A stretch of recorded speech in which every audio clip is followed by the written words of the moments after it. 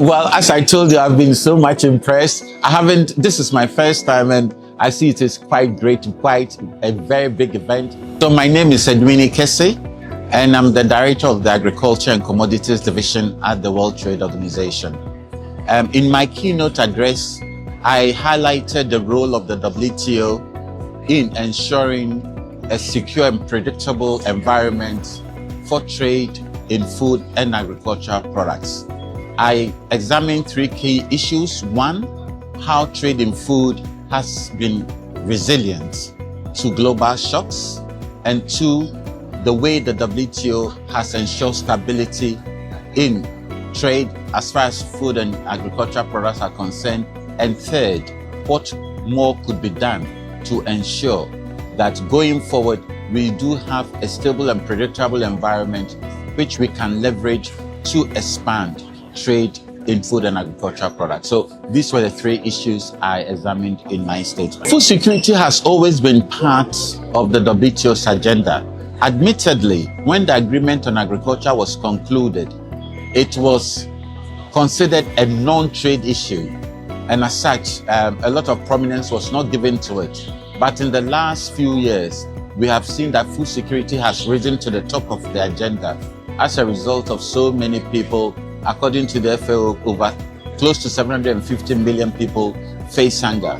In fact, in 2022, at our ministerial conference in the WTO, ministers concluded a separate declaration on food security and trade. We are now preparing for the 14th ministerial conference, which will take place in March 2026 in Cameroon. And food security, again, is at the top of the agenda. A lot of countries, particularly African countries, would like to see a positive outcome on food security. And among the things they have been discussing, having a permanent solution to the public stockholding issue, making sure that we reduce trade distorting support to provide more opportunities for developing countries to produce more food and also become competitive in international markets. And then obviously market access, because tariffs on agricultural products at the WTO are twice as high than on industrial products. So we are trying also to bring it down, because once tariffs come down, it also provides opportunities, particularly for exporters from developing countries. First of all, in the WTO, the concerns of developing countries, members have acknowledged that it is an integral part of the WTO discussions as we are. I mentioned in my statement that the negotiations began in 2000 and the concerns of developing countries occupies a central place. There are so many ways that the WTO does to help developing countries. One, through our technical assistance program, whereby we provide them with technical assistance, capacity building, and sometimes we do it with other institutions, including the FAO, the World Bank, and other regional institutions like the AFCTA, others. We provide training. And secondly, we also have at the WTO what we call the Standards Trade Development Facility, whereby we help them to comply with standards of their key trading partners, because it's not so much, tariffs.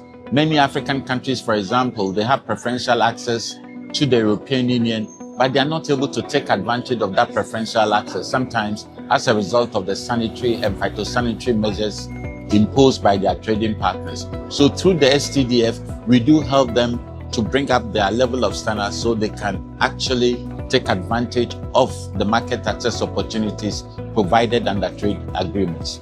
As well, in our Committee on Agriculture, they can also raise what we call specific trade concerns. So if, for example, African country or any developing country has issues with a trading partner, they can raise that issue in the committee and that can be resolved, because once that is raised, then the countries stop to find a mutually acceptable solution. So in diverse ways, we are able to help.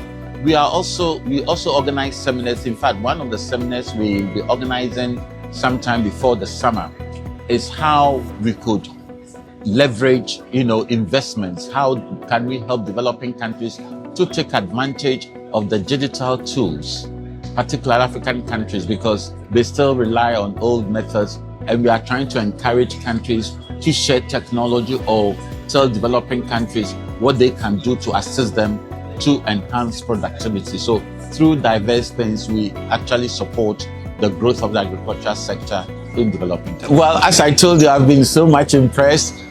This is my first time, and I see it is quite great, quite a very big event. I've met a lot of people, and I said the WTO is an intergovernmental institution. However, the rules are there to be exploited by the private sector, and opportunities such as this give us the opportunity to interact with them, so that in our policy discussions, we make sure that whatever results or rules actually are meaningful to the private sector. So I think this is a great event, and certainly we welcome the opportunity to interact with a lot of stakeholders from different parts of the world. I think it's good, and I hope I'll be able to attend the subsequent ones, because I've really seen that it is a really good event, and the experiences that people have been sharing, I think it's a force for good, and we need more of that if we are to have a resilient and robust agricultural trading and food system.